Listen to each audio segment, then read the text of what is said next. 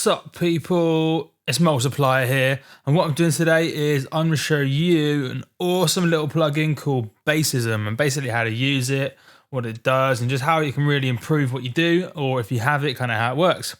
Cool, so what is BazzISM and what does it do? In simple terms, it is a kick drum maker, and it allows you to really fine tune exactly what you want your kick drum to do in a really accurate, really nice sounding way.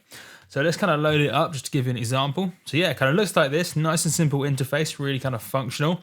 And yeah, cool. So why is this kind of a good thing to do instead of just choosing like a sample or something? And it all comes down to kind of one fundamental idea, and that is a lot of the time, or pretty much all the time in dance music, your kick drum is kind of a really functional thing. It's not necessarily kind of a really original kind of creative part of the track. It's there to serve a purpose. It's almost like breathing in dance music, having that kick drum there, just kind of pounding away, hitting you where it needs to, just kind of drives the whole thing along. And for it to be that kind of driving force really well, it needs to be a good kick drum, and it needs to work kind of within the context of the track. So there's a few aspects of it that really need to work, things like the exact note of the kick drum. So kick drums aren't just a general sound, they are a particular note. And especially if they're long, kind of kicks in particular, you really want that note to be in key with the rest of your song, and in particular your bass line. And then you've also got stuff like the dynamics of the kick drum, and also how long it is. These things, what you would normally do is you'd either dig through your kind of sample pack full of 400,000 samples and try and find the kick that just happen to work with your particular track, your particular BPM and so on. Or what you do is you take a kick drum, you'd maybe tune it up or down a bit, you maybe compress it, you might kind of chop it up, you might kind of manipulate it to fit with your track. And that's cool, that's a tried and tested way. But with this thing, you can just set it right from the beginning in a really clean, really accurate way.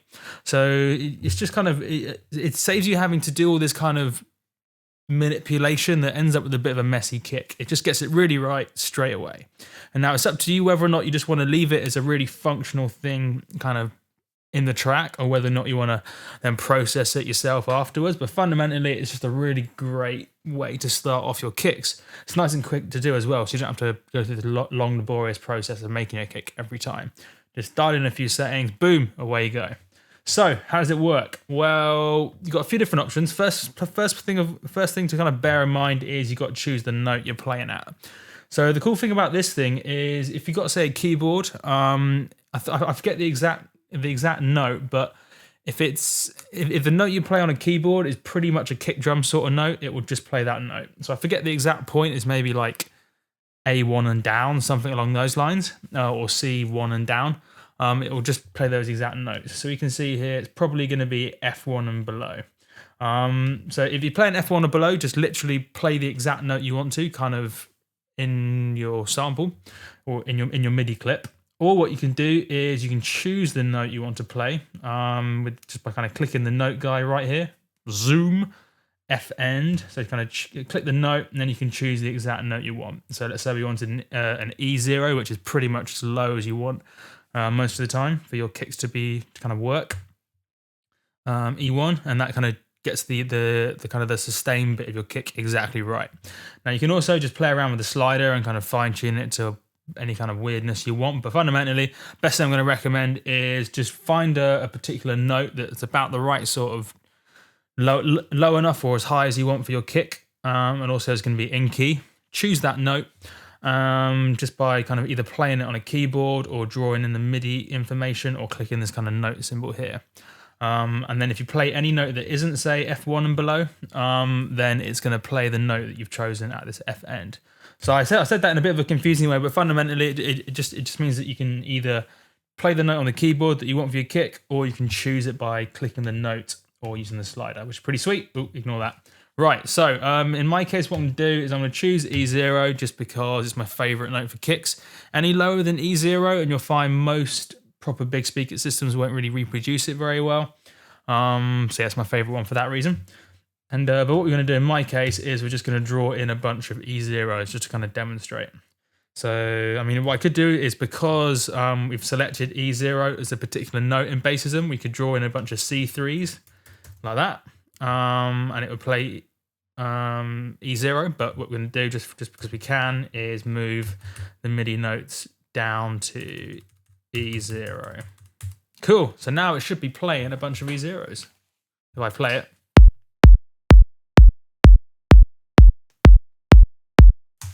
Pretty cool. Nice and simple so far, but what we're going to do is kind of dial it in some more. So you got a whole bunch of settings here, which at first aren't super obvious, but the more you use it, the more you get a feel for it. So what F start is, it's basically the start of the sweep. So it's the note at which, it's basically what's happening with the kick drum. I wonder if I can give you a good pictorial representation of this. So let's draw up a spectrum analyzer. Right, oh, I'm playing it. Let's move this up. Let's move this out of the way, and let's exaggerate it a bit. Cool. So if you look at the spectrum analyzer right now,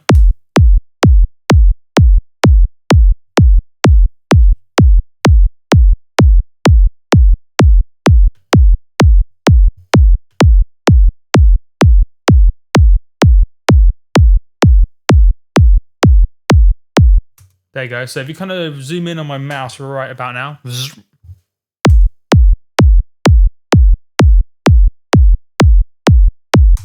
see what's basically happening to the note? It's kind of starting off around here-ish. Well, it's actually starting up a little bit higher. But it's starting off at a particular point and it's kind of sweeping down into the note we're actually playing. And this is the kind of the pitch bit where it's just kind of pitching down. And that's what gives it the kind of the punchiness. And what this F start does, it basically chooses the point at which all this kind of happens. So if I kind of play around with these settings, with the F start, you'll kind of hear the difference. So just kind of, zoom in on the mouse right about now.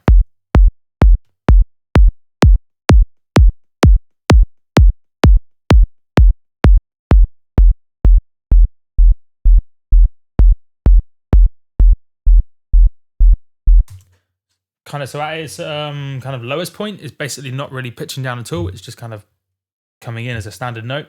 But the higher we go, the kind of more it kind of pitches down, and it gives it that kind of so it's hard to describe. You can kind of hear the difference, which is pretty cool. And then this T sweep, the one below it, is basically how long this kind of pitch down bit takes to happen. So if I kind of play around with this T sweep as well, you'll kind of hear the length of this. So basically your wave, your kick drum, is the T sweep is the first bit, which is that kind of pitch down bit. And then the T end, which is the next bit, will be that sustain bit, which is kind of that note you're playing. So if I kind of play around with T sweep, which is like the beginning bit, and then the T end is the length of the next bit. So if I play around with these, you'll kind of hear the difference.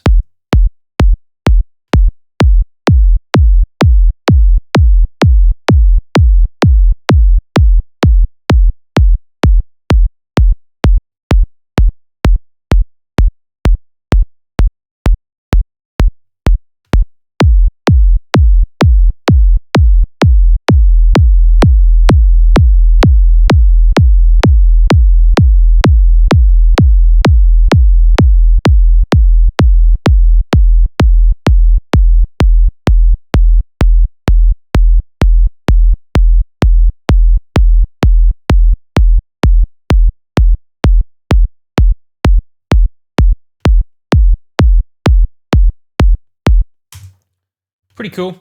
So what I kind of recommend is you can either kind of visualize what's going on with the kick in terms of T sweep being the first bit of the kick, kind of the pitch down bit, and then the T end being the length of the kind of the sustain bit of the kick. Or what you can do is you can just kind of play around with the sliders and get a feel for it, and you get a feel for it just by sliding them around exactly which slider has what sort of effect, which is pretty cool. You've got a few more settings to dial in. It's worth noting this whole time you can get a rough image of the particular kick you're making in this kind of wave up here, you can see. So you can kind of see it as you do something, kind of the effect it has to the wave. It's kind of quite rough, but it gives you a bit of an idea what settings you're playing around with. The V sweep is, what is that particular one? I think that is, so that's going to be basically the difference or the way in which that pitch down bit happens.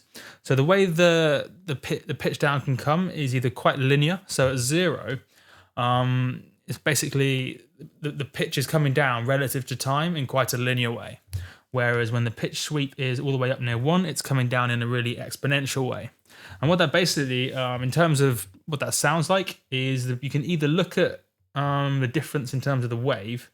So if I put it at 0 where it's linear, you can see, if you look at the wave now, see how how the whole wave is kind of compressed, like almost like a spring. That means there's a lot of kind of high frequency stuff. So that means the pitch is coming down kind of quite slowly. So it's coming down all over the same amount of time, but it's coming down quite slowly. Whereas if we move the pitch over to kind of near 1, you can see that you can't really even see on this little wave here any of the high frequencies because it's coming down so quickly. So if I kind of play around with this slider, again, you'll hear the difference.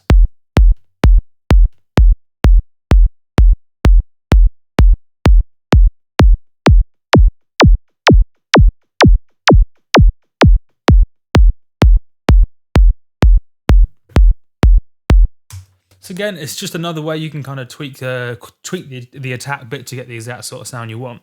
Pretty cool stuff. The T decay is basically the style of the decay. So you can see basically at 0, there isn't much of a decay. It's pretty much just a big block of sound. Whereas if you move the T decay in terms of milliseconds, if you look at the waveform now, you can see how it kind of tails off. So it's just kind of the tailiness of the sound, which is pretty cool. Again, pretty obvious, pretty intuitive. I'll give you a very quick demo.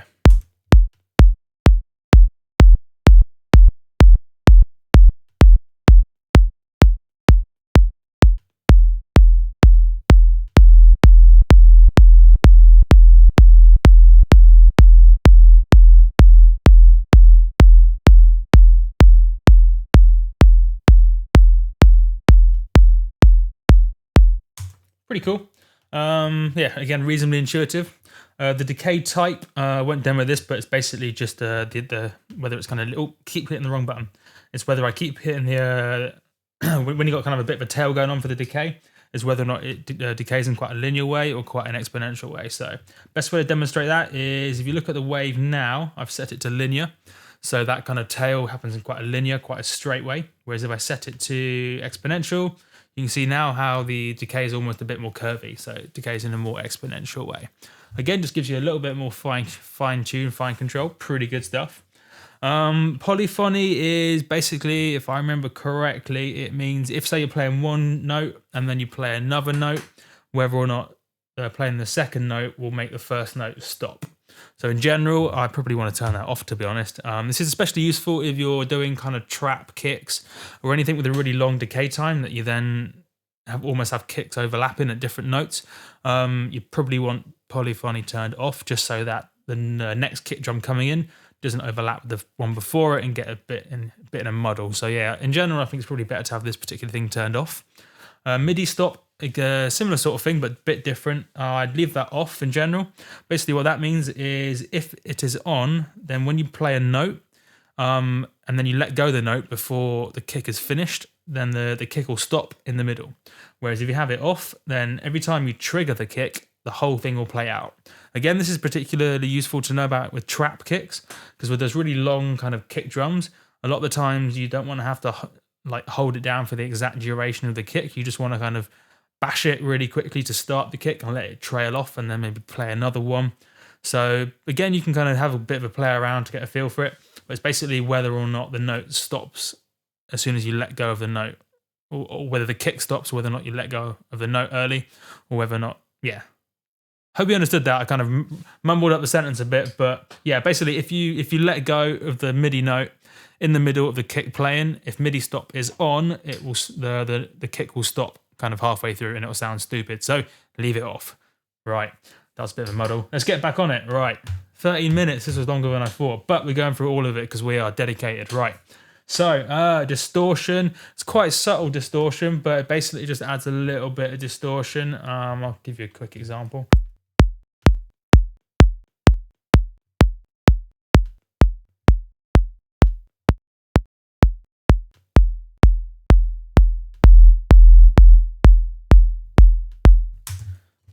Oh wait, ignore all that. I was basically just setting up a kick to something a bit more easy to hear the distortion.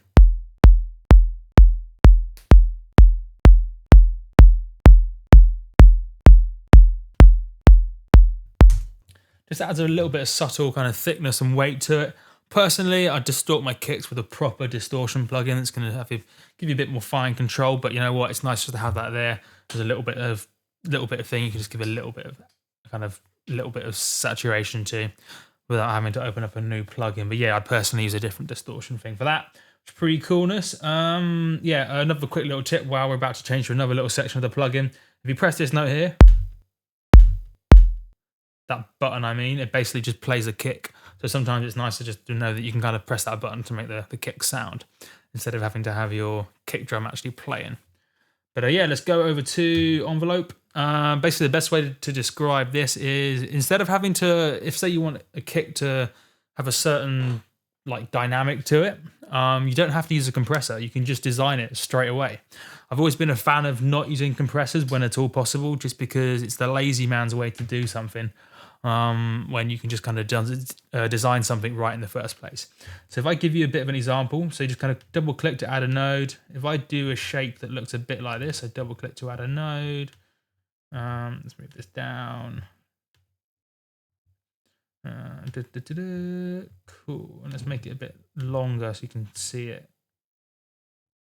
Oh, if I made the decay, I don't miss a bit more. There you go. So now you can see with the wave a bit more easier. Cool. So if you look at the wave now and then see how it's got this kind of shape to it, it kind of goes in and up, which is exactly what this envelope's doing. So the cool thing about that is sometimes you want your kicks to be really kind of blocky, just a big wall of sound pretty much for certain types of music. But sometimes you want this sort of shape to give it a bit of punch on the attack, but still have a little bit of sub there, kind of coming in. Now you typically use a compressor to do this sort of thing, but with this little envelope bit, you can just design it straight away, which is awesome. And you can add in as many of these nodes as you like, move them about. All looks pretty awesome. And then if you want to kind of delete a node, you just kind of click and drag it off the screen, which took me ages to figure out, but that's pretty cool. And yeah, you can be quite accurate in terms of dBs, how much it's kind of the dynamics and stuff by looking at the grid, which is pretty cool. Anyway, final little section, noise. So what's this kick sounding like at the moment?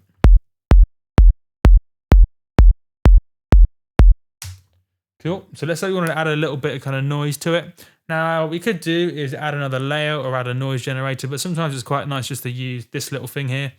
Just kind of to save you having to load up another plugin, basically. So if we turn it on, you can kind of hear it. Oh, where's the on button? Oh, the volume. So you have to pull the volume up, basically.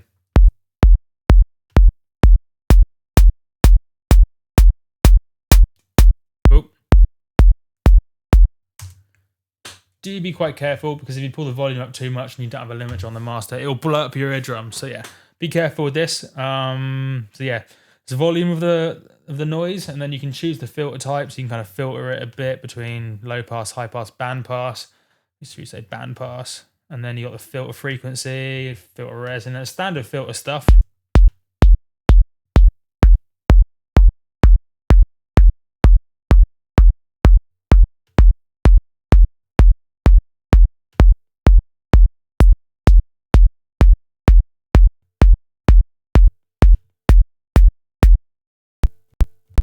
Cool. Yeah, you get the idea. You just kind of choose the filter for it. Stop pressing that button. Right. And then you've also got the decay of the noise. So if I play around with this, you'll kind of hear the effect of that.